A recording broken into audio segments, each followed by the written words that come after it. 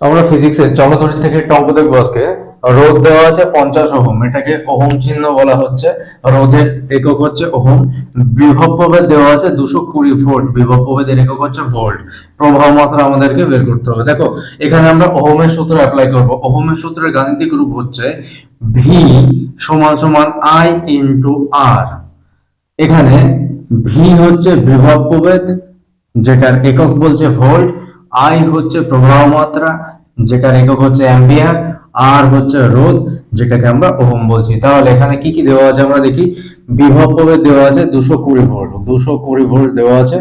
আচ্ছা, এখানে বিভব প্রভেদ 220 ভোল্ট এবং রোধের মান দেওয়া আছে কত, 50 ওহম। আমাদেরকে বের করতে হবে প্রবাহ মাত্রা কত। তাহলে দেখো ফর্মুলা হচ্ছে ভি ইকুয়াল টু আই আর ওহমের সূত্র অনুযায়ী।